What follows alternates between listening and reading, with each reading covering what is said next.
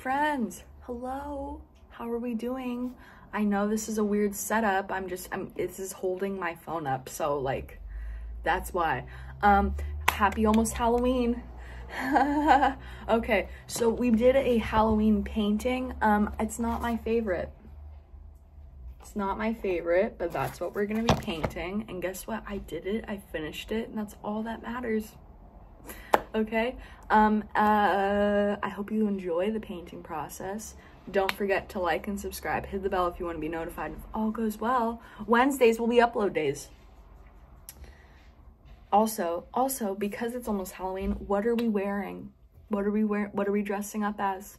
And if we're not dressing up, what would be your dream costume? What would it be? Drop it down in the comment section. Okay, time to paint. Well, hi there. How are we? I hope we're so good. Let's get into this. So, I'm tired, like a little extra tired. So, we're gonna do a Reddit story. Okay. It's titled something, and I had to read it because I'm gonna be honest with you. I love Taco Bell. Okay. Am I the a-hole for ending a 5+ year friendship over Taco Bell wrappers? Okay, here we go. Sorry if you... Okay, here we go. I have to charge my phone at the same time, so the cord is kind of... Okay, anyways, okay. I, 32 female, hosted my best friend Bridget. Are you using her their names? Oh, jeez. Who knows? I don't know. They didn't specify. Okay, this is a long one, by the way. I've 32 female, hosted my best friend Bridget, 32 female, and her 2 adult sisters, Bailey, 21 female, and Shelly, 29 female, for a week last month so they could go on vacation in my state on a budget. Normally it's just Bridget and I, and this has been an annual trip for 4 years. She would fly down to my state, stay with me for 3 to 5 days, and we make a vacation of it. That's cute. I like that. That's pretty cute. After the first trip, I got a job working for a well-known theme park in my state, allowing me free tickets for myself and up to 3 friends at a time. So from then on, the majority of our annual trip were spent at these theme parks. That's nice. That's a good gig you got with that. Too bad it ended with Taco Bell wrappers. Anyways, let's see. Last year, like, how bad is it, Like, what did she do with the Taco Bell wrappers? Okay. Last year, Shelly was complaining about waiting to go on vacation. Since she just had a baby earlier that year and she was jealous Bridget got to go on this big annual trip with free theme park tickets. I agreed to host both girls once the idea was presented to me. Weeks later, I'm then told Bailey heard about the trip and wanted to come as well since she'd be newly 21. I agreed to host all 3 women in my home as well as do most of the planning since I was the one with the free tickets and expertise in the area. When we started going over dates, Shelly informed me the group her husband had given her permission to take a whole week off for vacation, and the next thing I knew I was being told the vacation would be for a whole week. I spent literal months planning this trip, which days we'd go to the parks, various pub crawls we'd attend, and to satisfy Bailey's desire to legally drink, and a wide variety of things Shelly requested we do. Bridget kept saying she had no suggestions since she wanted to make the trip special for Bailey and Shelly, who hadn't been to my state in roughly 15 years. Trip finally comes around, and my boyfriend, male 32, and I have agreed to host 3 women for 8 days. I did all the driving, which was literally hundreds of miles by the end of the trip, since I live about 40 miles from the theme parks in question. That's a lot. That's really nice of you. That's a big thing to do. The first night went well. The girls had wanted to check out a few local bars I'd frequently post about, so we made a night of it. All 3 girls drank their hearts out. We had a super fun time, and I even had a few drinks myself in the night. Hold on. I need to zoom in. Okay. There we go. Switching to water for the last several hours, until we went to leave, and the girls forced me to drive a drunk stranger Bridget had been making out with at the bar back to his hotel 15 minutes away. I was later told I owed Bridget my thanks and appreciation for keeping the stranger from vomiting in my car, which wouldn't have been an issue in the first place if we just called him an Uber like I suggested before Bridget shoved him into my car. We also stopped that night for Taco Bell on the way back home from the bar. This is relevant, I promise. Okay, the fact that she's like, you need to be thankful that they didn't throw up in my car. Like, what? I didn't, no. No, it wasn't my idea. I don't need to be thankful for this. No. We had a brunch with a group of friends the next morning, but Bailey and Shelley were both quiet and rude towards my friends. Bridget already knew them from past trips, so she was sociable and pleasant. After brunch, we went to an outlet mall and did some shopping, where the girls heavily utilized my discount to get thousands of dollars of merchandise for just a couple $100s. We later met up with a few of my same friends for drinks. My friend Rebecca, okay, that's a lot of names I can hardly remember. Okay. My friend Rebecca, 32 female, bought birthday shots for Bailey, which was super sweet, but the girls were still standoffish. Rebecca was complaining to me privately about a recent negative interaction I had with my mother when Bridget chimed into the conversation, ranting and raving for the next 15 minutes about all my negative family history and how badly I've been treated. Another friend, Taylor, female, 28, approached me privately to make sure I was okay. As she had never heard any of this before, I was mortified, but did my best to convey indifference. The following day was spent at a theme park where I had a meticulous schedule we were able to follow to ride every ride in the park, some more than once, and it was a lovely but exhausting day.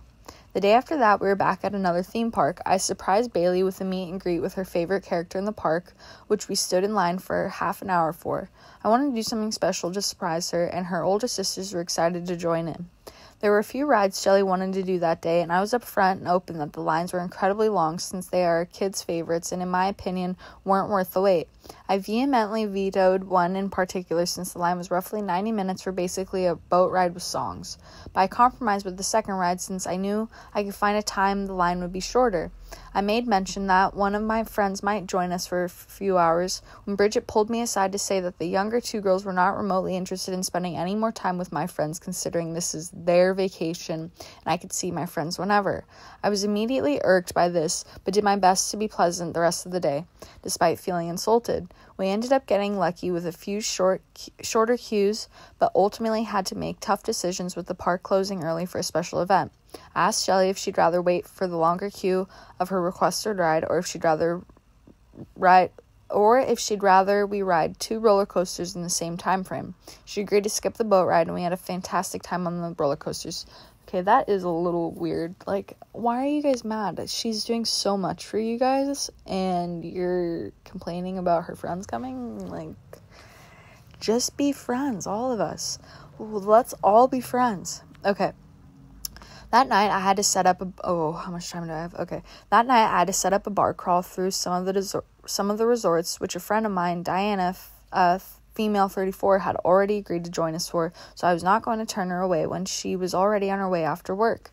We drank some drinks and had a good time, but it was time for fireworks, which Bailey had told me in advance she wanted to watch. I told the girls there was a beach or area of this resort we could watch the fireworks, so we all made our way over. Bridget and Shelley pouted when they saw people sitting in the sand, decided to sit in the grass with a worse view despite them being allergic to grass.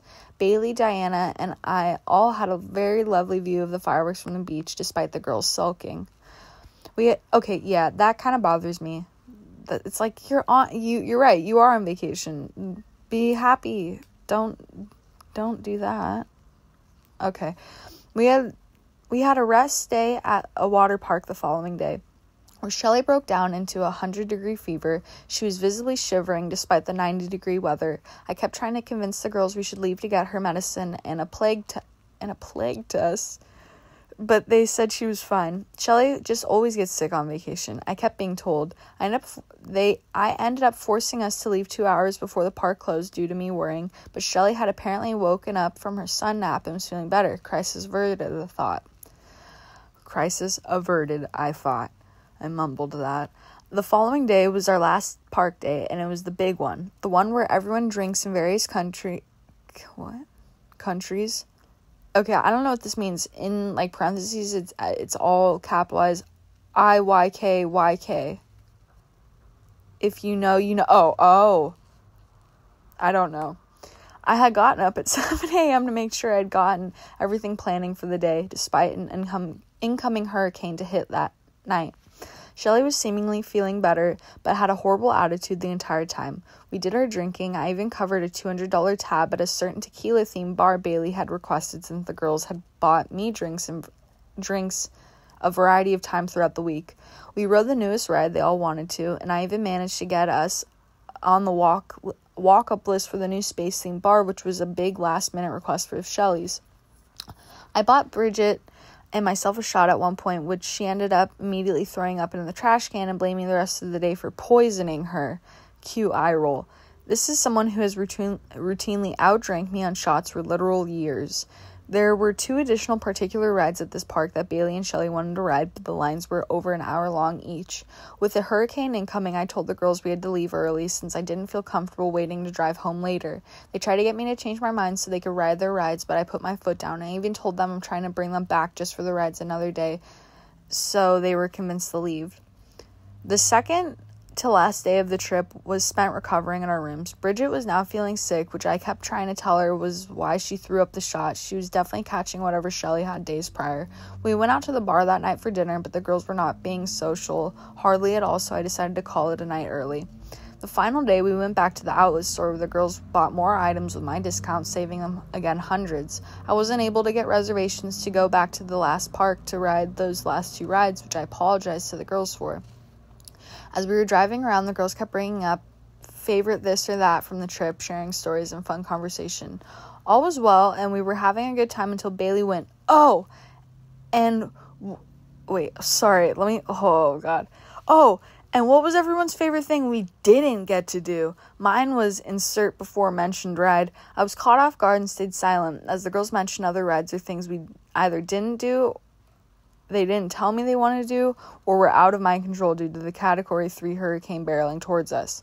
When they asked if there was anything I missed out on, I very sternly said no. I did everything I planned to or was capable of doing, and left it at that. I took the girls directly to the airport. They thanked me for the trip, each gave me a hug, and they were off. Okay, what's up with the Taco Bell wrappers? That's what I want to know. I went back home to tidy up the bedrooms and finally spend time with my boyfriend and dogs, only to receive a text from Bridget a few hours later that she's back home, but had tested positive for the plague. Oh, is it COVID? Oh, that's what the plague is. Okay, great. So, cut to my boyfriend and I being on our butts the next week, sick as dogs. As the weeks go by, I hear from Bridget maybe once or twice. I even text the group chat and at one point asking about a short story Shelly had mentioned writing. It took 3 days for her to send the link. The chat was quiet in the meantime. I later had called Bridget when my boyfriend and I had gotten into a fight, which then led her to sending me passive-aggressive reels about dumping her boyfriend, which I didn't appreciate, but whatever. I let it go. Bailey also decided to post to her Instagram about her wonderful trip to the theme parks and conveniently didn't mention or thank me, nor did she include any photos of me. She framed this trip to the world as a sister vacation, nothing more. Again, annoying, but it's her life. The straw that broke the camel's back was when I was loading up my car from the craft fair I was doing the past weekend. Oh, okay, I might be running out of time.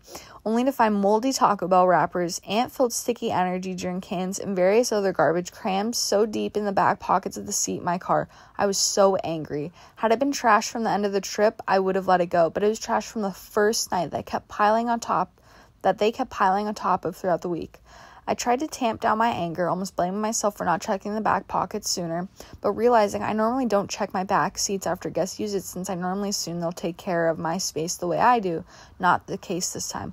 Yeah, well, that's really messed up. Like, you guys, she did so much for you, and you just complained and then did that? Like, that's not cool. I would have flipped my crappers if that happened to me.